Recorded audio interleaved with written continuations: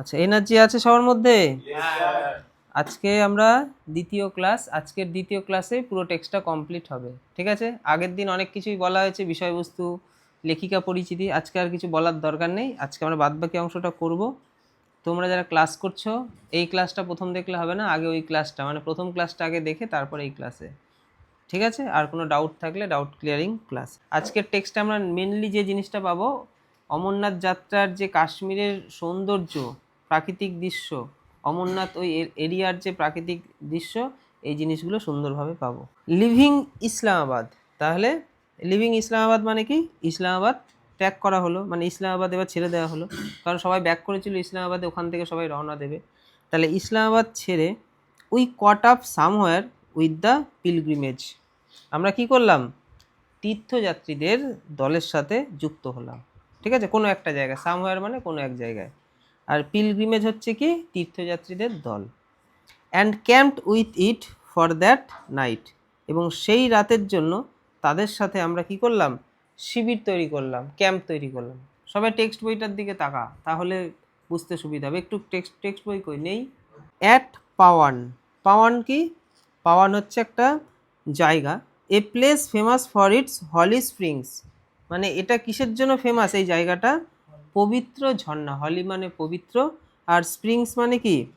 ঝর্ণা। তাহলে ওই জায়গাটা, যে জায়গাটার কথা বলা হচ্ছে পাওয়ান, এই জায়গাটায় দারুণ সুন্দর পরিষ্কার একটা ঝর্ণা হয়, এই ঝর্ণার জন্য বিখ্যাত। আমরা বিভিন্ন প্রাকৃতিক দৃশ্যই দেখতে পাবো এখানে। এখন অমরনাথের এই গুহার উদ্দেশ্যে তারা যাচ্ছেন, তো যেতে যেতে যা যা চারিদিকের দৃশ্য সেইগুলো আমরা দেখতে পারবো। আচ্ছা, সেই জায়গায় তাহলে ওই রকম ঝর্ণা হচ্ছে, ওই রকম একটা জায়গায় তারা কি তৈরি করলো? শিবির তৈরি করলো, ক্যাম্প তৈরি করলো। আই ক্যান রিমেম্বার ইয়েট, আমি এখনো মনে করতে পারি। এখানে আমি মানে কে? নিবেদিতা।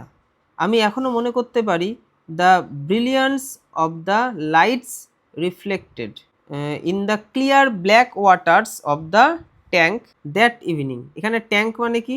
ট্যাঙ্ক হচ্ছে একটা জলাশয়কে বলা হয়। তাহলে জলাশয়ে কি হচ্ছে? সেই রাতে, মানে যে রাতে তারা শিবির তৈরি করেছিল, সেই রাতে জলাশয়ের জলে কিন্তু আলো প্রতিফলিত হচ্ছিল, মানে আর আলো পড়ে না, চাঁদের আলো, আলো পড়লে একটা রিফ্লেক্ট হয়, দারুণ লাগছিল। সেই রকম একটা আলো রিফ্লেকশন হচ্ছিল। আমার এখনো সেই মুহূর্তের কথা মনে পড়ছে, কি সুন্দর চারিদিকটা লাগছিল।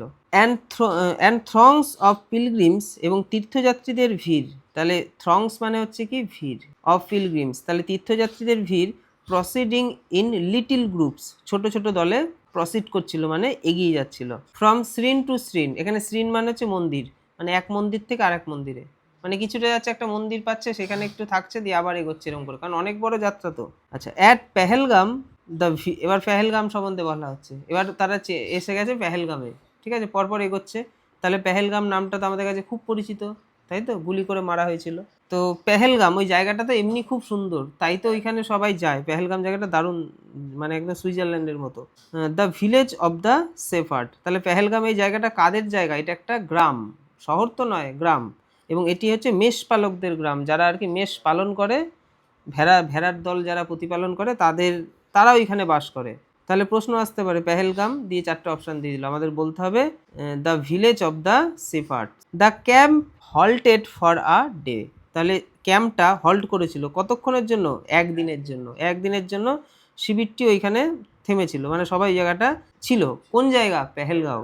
টু কিপ একাদশী, একাদশী পালন করার জন্য, যে একাদশী পালন করবো, একটা জায়গায় একটু থাকি, এবং এইরকম একটা পেহেলগামের মতো জায়গা হলে তো আরও প্রাকৃতিক সৌন্দর্য আছে, ওই জায়গাটা সবাই একাদশী পালনের জন্য অপেক্ষা করেছিল। তাহলে প্রশ্ন আসবে এখান থেকে, তাহলে একাদশী পালন কোথায় করা হয়েছিল? পেহেলগাঁওতে। ইট ওয়াজ আ বিউটিফুল লিটিল রিভাইন, তাহলে এটি ছিল একটা সুন্দর ছোট উপত্যকা। এবার পেহেলগাঁও সম্বন্ধে বলা হবে, এটা একটা উপত্যকা। উপত্যকা কাকে বলে? এরকম পাহাড়, ওদিকে পাহাড়, একটা নিচু জায়গা, পাশ দিয়ে ছোট নদীর মতো চলে যাবে, ওগুলোকে উপত্যকা বলে। দেখতে খুব দারুণ লাগে উপত্যকা। তো ইট ওয়াজ আ বিউটিফুল লিটল রিভাইন, এটি ছিল একটা সুন্দর ছোট রিভাইন। রিভাইন মানে উপত্যকা। Flood for the most part, যার অধিকাংশই ঢাকা ছিল। উইথ স্যান্ডি আইল্যান্ডস, কি দ্বারা? স্যান্ডি আইল্যান্ড দ্বারা। আইল্যান্ড মানে দ্বীপ, আর স্যান্ডি মানে বালুকাময়, বালি। তাহলে বালি দ্বারা দ্বীপটা আর কি বেষ্টিত। In the pebbles own bed of a mountain stream, নুড়ি পাথরে ঘেরা একটি পাহাড়ি নদী গর্ভে এই জায়গাটা, মানে এই জায়গাটার বর্ণনা দেওয়া হলো। জায়গাটার যদি আমরা ছবিটা একটুখানি ভাবি, যে এরকম পাহাড়ের মতো এলাকা উঠে যাচ্ছে, ওইদিকেও পাহাড়ের দিকে উঠে গেল, নিচু জায়গা, কিছু পাহাড়ের জায়গায় কিছু গাছ রয়েছে, একটু সমতল ভূমি, ঘাস রয়েছে, আবার পাশ দিয়ে একটা ছোট্ট নদী যাচ্ছে, নদীটা কেমন আমাদের এখানকার নদীর মতো না, সরু নদী, ছোট্ট নদী, এবং নদীর তলায় পাথর দেখা যাচ্ছে, নুড়ি পাথরে ভরা নদী। ঠিক ওই রকম একটা প্রাকৃতিক পরিবেশের বর্ণনা এখানে হচ্ছে, যে পেহেলগাঁও জায়গাটা, এই বালুকাময়, পিবেল রয়েছে, নুড়ি পাথর রয়েছে। The slopes about it were dark. তাহলে স্লোপসগুলো কেমন ছিল? স্লোপস মানে ঢাল, ঠিক আছে? তাহলে ঢালগুলো কেমন ছিল? অন্ধকারাচ্ছন্ন, মানে ওই পাহাড়ি ঢালগুলো অন্ধকারাচ্ছন্ন, কারণ পাহাড়ের ওই দিকটা দেখা গেলো সূর্য রয়েছে, আলোটা পড়ছে না, একটা দিক ছায়া একটা দিক এইরকম। আর পাহাড়ের ঢাল জায়গাগুলো হচ্ছে সবই অন্ধকার, ছায়া ছায়া টাইপের, উইথ পাইন ট্রিজ, পাইন গাছে ঘেরা থাকার কারণে। তাহলে পাহাড় কিছুটা দায়ী, আর একটা পাইন গাছ, পাহাড়ের পাশেই পাইন গাছ রয়েছে, পাহাড়েও আলো কিছুটা আটকাচ্ছে, পাইন গাছেও আটকাচ্ছে, যার ফলে ওই জায়গাটা একটু অন্ধকার। তাহলে কোন জায়গার কথা বলা হচ্ছে? পাহাড়ের ঢালের কথা বলা হচ্ছে। আচ্ছা, and over the mountain at it's head was seen, এবং মাথার ওপরে পাহাড়ের চূড়ায় দেখা যাচ্ছিল, কি দেখা যাচ্ছিল? অ্যাট সানসেট দ্য মুন, সূর্যাস্তের সময় চাঁদকে। মানে মাথার ওপরের দিকে যদি তাকাই দেখতে পাচ্ছি যে মানে সূর্য অস্ত যাওয়ার পর সন্ধে সন্ধে নাগাদ আমরা উপর দিকটা মাথা তুলে দেখা যাচ্ছে পাহাড়ের পেছন দিকটা বা পাইন গাছের পেছন দিক থেকে চাঁদ উঠছে, এরকম দেখা যাচ্ছে। মানে দৃশ্যটা অপরূপ লাগছে, হালকা নদী, পাইন গাছ, পাহাড়, সূর্য ডুবে যাচ্ছে, চাঁদ উঠছে, তারা দেখা যাচ্ছে, একদম মানে ছবির মতো আর কি। নট ইয়েট ফুল, যা তখনও পূর্ণরূপ পায়নি। It was the scenery of Switzerland or Norway, এটি ছিল মানে সুইজারল্যান্ড নরওয়ের প্রাকৃতিক দৃশ্যের মতো সুন্দর।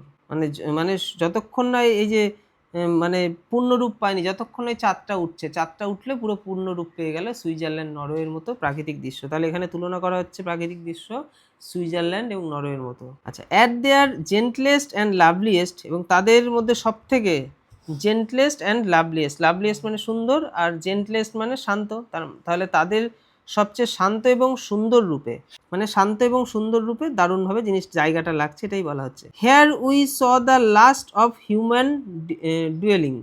আচ্ছা, এখানে আমরা মানুষের তৈরি শেষ বাসস্থানগুলো দেখলাম, মানে ওই এলাকার কথা বলা হচ্ছে, ওই এলাকাটাকে পার করা হচ্ছে। তো এখানে কি দেখা যাচ্ছে? মানে এখানে বলছে আমরা দেখলাম শেষ মানুষের বাসস্থান, মানে কিছু ঘরবাড়ি ছোট ছোট দেখা যাচ্ছে।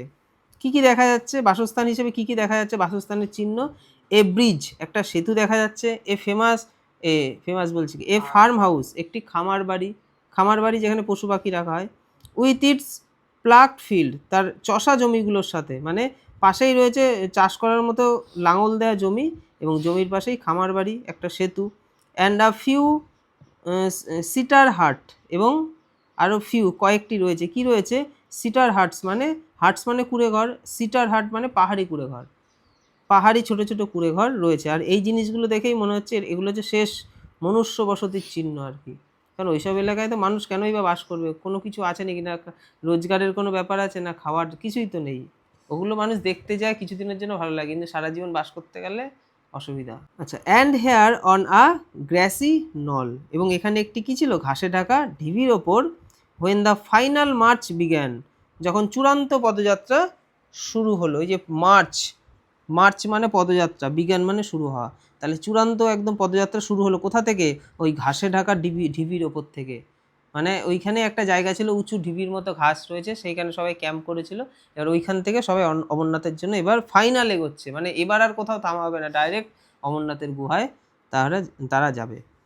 হোয়েন দ্য আচ্ছা, তারপরে দেখো, we left the rest of our party encamped, আমরা আমাদের দলের বাকি সদস্যদের শিবিরে রেখে গেলাম। মানে ওটাই ছিল লাস্ট। এবার ওখান থেকে ওই সিঁড়ি বেয়ে উঠতে হবে, অনেক সিঁড়ি রয়েছে, সিঁড়ি বেয়ে সেই গুহায় যেতে হবে, সবাই তো যেতে পারবে না। তাহলে দলে যারা ছিল তারা ওই লাস্ট যে ক্যাম্প, ওই ঢিবির ওপরের ওই জায়গাটাতে সবাই আসলো, এবং যারা ওইখান থেকে উঠবে ঠিক করেছে তারা গেল, বাকিরা ওই ক্যাম্পেই রইল, কারণ ওখান থেকে একদম ফাইনাল অমরনাথের ওখানে যাওয়া হবে। Through scenes of indescribable beauty, মানে ডেসক্রাইব করা যাবে না, এতই সুন্দর লাগছে জায়গাটা। তাহলে অবর্ণনীয় সুন্দর দৃশ্যাবলীর থ্রু মানে মধ্য দিয়ে।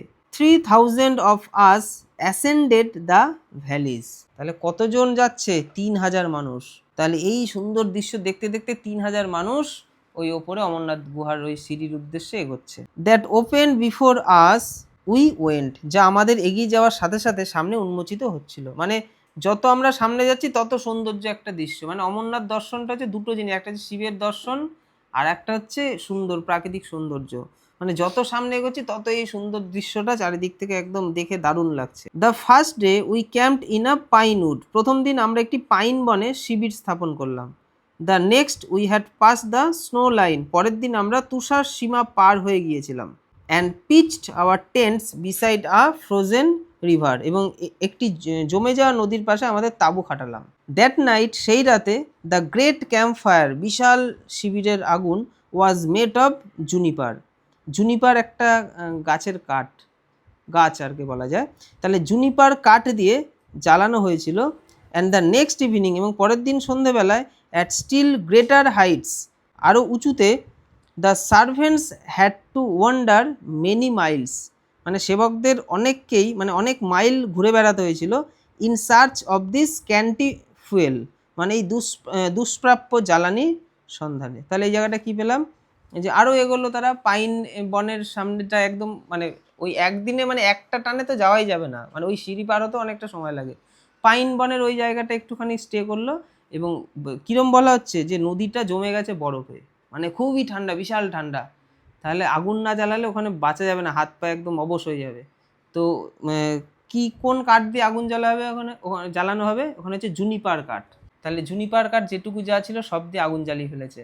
এবার পরের দিনটা আগুনটা জ্বালাবে কি, তাই বলছে দলের যে সেবকবৃন্দ যারা ছিল আরও যারা, তারা অনেকটা দূরে গেল ওই জুনিপার কাঠ খোঁজার জন্য, কারণ এরপরে আবার আগুন জ্বালাতে হবে, তখন ওই কাঠ লাগবে। At last the regular pathway came to an end, এবং অবশেষে এই রেগুলার পাথওয়েটা শেষ হয়ে গেল, মানে নিয়মিত চলাচলের রাস্তাটা শেষ হয়ে গেল, যেটা দিয়ে নর্মালি লোকজন যাতায়াত করছে সেই রাস্তাটাও শেষ হলো। And we had to scramble up and down, এবং এবার আমাদের কষ্ট করে ওঠানামা করতে হয়েছিল। অ্যালং গোট পাথস, পথটা কীরকম, ছাগল চলাচলের সরু পথ। তাহলে এবার ছাগল চলাচল করতে পারে এমন সরু পথ দিয়ে এবার আমাদের ওঠানামা শুরু হলো, মানে নর্মাল যে জেনারেল যে পথ ছিল সেটা শেষ হয়ে গেছে। এবার আর কি সিঁড়ি দিয়ে কখনো ওঠা কখনো নামা, কখনো ওঠা কখনো নামা, এইরকমভাবে এবার এগোতে হবে। On the face of steep declivities, মানে খাড়া পাহাড়ের ঢালের গায়ে, till we reached the boulder strewn gorge, মানে যতক্ষণ না আমরা সেই বড় বড় পাথরে ভরা গিরিখাতে পৌঁছালাম। In which the cave of Amarnath was situated, যেখানে এই অমরনাথের গুহাটা অবস্থিত। অ্যাজ উই অ্যাসেন্ডেড দিস, আমরা যখন এটি বেয়ে ওপরে উঠলাম, অ্যাসেন্ডেড আর ডিসেন্ডেড এই দুটো ওয়ার্ড ভালো করে জেনে রাখতে হবে। অ্যাসেন্ডেড মানে কি ওপরের দিকে ওঠা, আর ডিসেন্ডেড মানে নিচের দিকে নামা। তাহলে অ্যাজ উই অ্যাসেন্ডেড দিস, যখন আমরা এটি বেয়ে ওপরে উঠেছিলাম, we had before us the snow peaks, আমাদের সামনে ছিল বরফাবৃত পিক মানে পর্বতশৃঙ্গ। Covered with a white veil newly fallen, এবং সেই পর্বতটা মানে পুরো ঢাকা ছিল, কিসে ঢাকা ছিল, বরফে ঢাকা ছিল। বরফটা কেমন, নিউলি ফলেন মানে নতুন বরফ পড়েছে একদম, মানে নতুন বরফের যে ঠান্ডাটা হয় সেই রকম বরফ, মানে নতুন বরফের ঠান্ডাটাও বেশি হবে এবং সাদাটাও বেশি ধবধবে সাদা দেখাবে। And in the cave itself, এবং স্বয়ং গুহার ভেতরে সেখানেও এরকম বরফ। ইন আ নিচ নেভার রিচড বাই সানলাইট, মানে সূর্যের আলো যেখানে একদমই পৌঁছায় না, সেই জন্যই তো এই জায়গাটা বরফ, সূর্যের আলো পৌঁছালে তো গলে যাবে। সোন দ্য গ্রেট আইস লিঙ্গাম, চকচক করছিল সেই বিশাল বরফের শিবলিঙ্গ। তাহলে আইস লিঙ্গাম মানে হচ্ছে বরফের শিবলিঙ্গ, আর সাইন, এই সোন হচ্ছে সাইনের পাস্ট ফর্ম। তাহলে চকচক করছিল কি, সেই বিশাল বরফের শিবলিঙ্গ, চকচক তো করবে, নতুন বরফে আর কি হয়েছে। দ্যাট মাস্ট হ্যাভ সিমড, যা অবশ্যই মনে হয়েছিল, to the abstract peasants who first came upon it, মানে প্রথমবার এটি দেখতে পাওয়া, মানে বিস্ময় অভিভূত করা কৃষকদের কাছে। Like the waiting peasants of god, যারা ঈশ্বরের জন্য অপেক্ষমান ছিল তাদের কাছে। দ্য স্বামী had observe every right of the pilgrimage, Swamiji কিন্তু এই পিলগ্রিমেজের মানে এই তীর্থযাত্রার সমস্ত আচার আচরণ সমস্ত পালন করেছিল, কারণ গুহার ভিতরে ঢুকতে গেলে যা যা আচার আচরণ পালন করতে হবে, নদীতে স্নান করা, একাদশী করা, সমস্ত কিছু অনেক সিস্টেম আছে, ওগুলো করার পর ঢুকলে তোমার পুণ্যটা ঠিকঠাক হবে। স্বামীজি কিন্তু সমস্ত কিছুই পালন করেছিল। অ্যাজ হি কেম অ্যালং, মানে আসার পথে, মানে আসার পথে যাত্রাপথে সে সব পালন করতে করতে আসছিল। He had told his beads kept fast, তিনি কি করেছিল, তিনি জপ করছিল, জপমালায় জপ করছিল আর উপবাস রেখেছিল, উপবাস না খেয়ে থাকা। তাহলে যে ফাস্ট মানে কি উপোস থাকা। আর এই যে বিটস মানে আর কি, এখানে যে বলছে না he had told, his beads মানে সে জব করছিল, and bathed in ice cold water এবং বরফ শীতল জলে স্নান করেছিল। মানে ওই ঠান্ডা বলে যে স্নান করব না ওটা নয়, স্নান করে ঢুকতে হবে, ও সেই ঠান্ডা জলে স্নানও কিন্তু স্বামীজি করেছিলেন। অফ 5 স্ট্রিমস ইন সাকসেশন মানে পরপর 5টি স্রোতে, মানে জলের সেই 5টি স্রোত আছে, পঞ্চতরণী যেটাকে বলে, ওখানে স্নান করতে হয়, সেই স্নানটা সেরেই কিন্তু সে গিয়েছিল। Crossing the river gravels on our second day এবং আমাদের দ্বিতীয় দিনে নদীর নুড়ি পাথর পার হয়ে আমরা কিন্তু এগোচ্ছিলাম। আচ্ছা, and now as he enter the cave এবং যখন তিনি গুহায় প্রবেশ করলেন, ইট সিমড টু হিম তার কাছে এমন মনে হয়েছিল, as if he saw Shiva made visible before him মানে যেন তিনি শিবকে নিজের সামনে আর কি ভিজিবল দেখতে পাচ্ছেন। অ্যামিডস দ্য বাজিং সোয়ার্মিং নয়েজ এবং সেখানে কিন্তু নয়েজ হচ্ছিল, কিসের নয়েজ, বাজিং হচ্ছিল, সোয়ার্মিং হচ্ছিল মানে কি একটা কোলাহল আওয়াজ ছিল এবং গুঞ্জনের আওয়াজও ছিল। অব দ্য পিলগ্রিম ক্রাউড কিসের আওয়াজ, এগুলো তীর্থযাত্রীদের ভিড়ের আওয়াজ, কারণ ওখানে সবাই কথা বলছিল, সেই আওয়াজটা কিন্তু হচ্ছিল। And the overhead fluttering of the pigeons এবং মাথার ওপরে পায়রাদের ডানা ঝাপটানোর এই শব্দ আসছিল। তাহলে ওই ওই জায়গাটায় কিসের কিসের শব্দ আসছিল, তীর্থযাত্রীদের আওয়াজ, আর একটা যে পাখি না পায়রাদের আওয়াজ কিন্তু পাওয়া যাচ্ছিল। হি নেল্ড অ্যান্ড প্রস্ট্রেটেড 2 or 3 টাইমস তাহলে তিনি প্রস্ট্রেটেড করেছিলেন মানে তিনি হাঁটু গেড়ে বসলেন, কতবার, 2 or 3 টাইমস 2-3 বার, মানে তিনি হাঁটু গেড়ে ষষ্ঠাঙ্গে 2-3 বার প্রণাম করেছিলেন সামনে গিয়ে।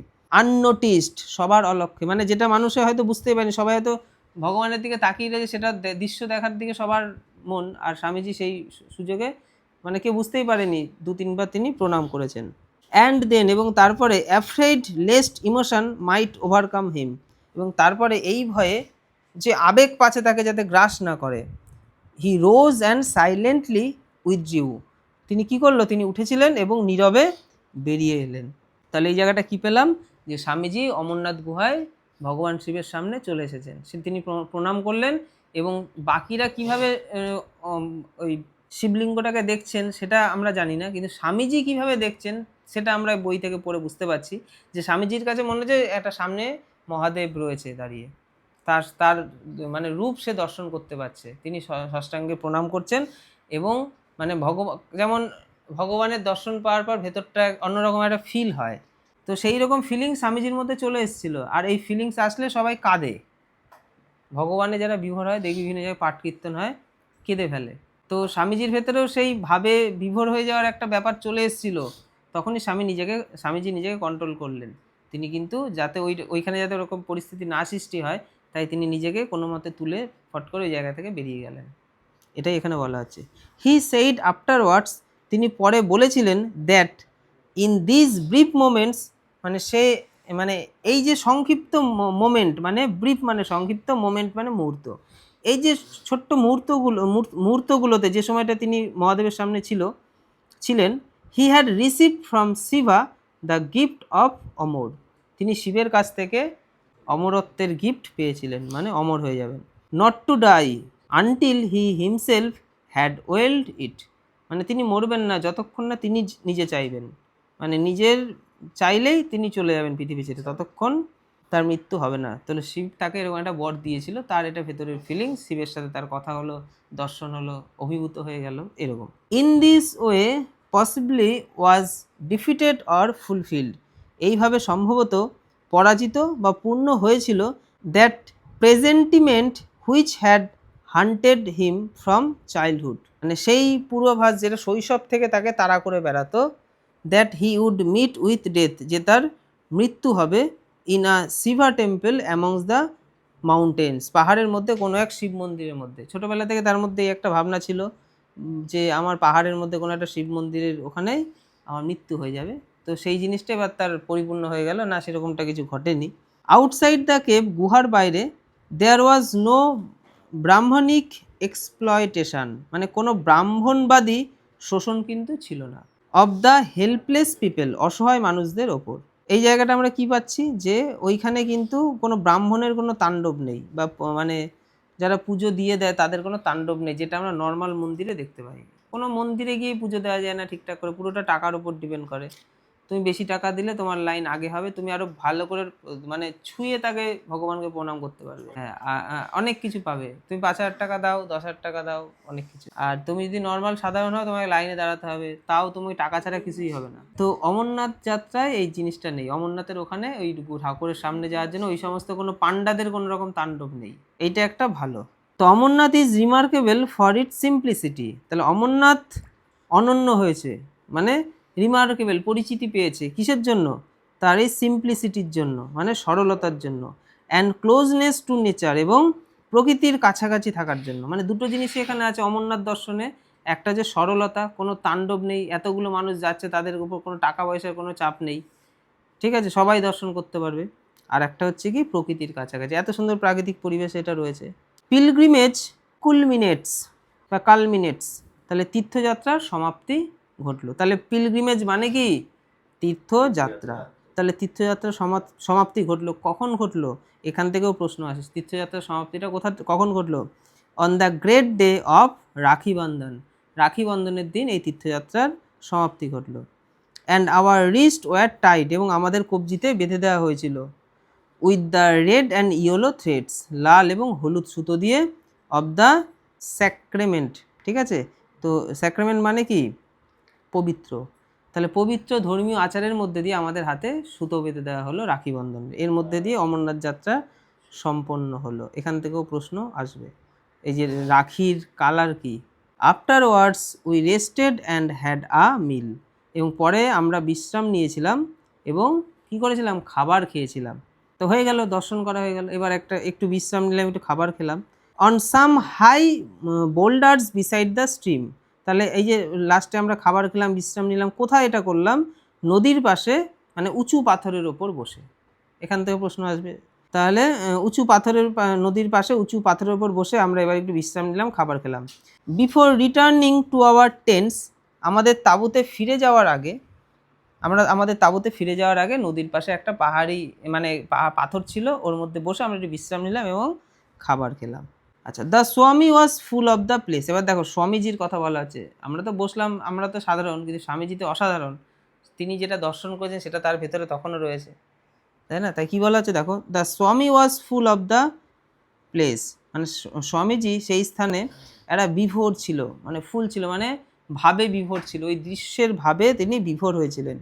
He felt that he had never been to anything so beautiful, মানে তিনি এটাই অনুভব করেছিলেন যে এত সুন্দর বা এত সুন্দর জায়গা তিনি এর আগে কখনোই দেখেননি।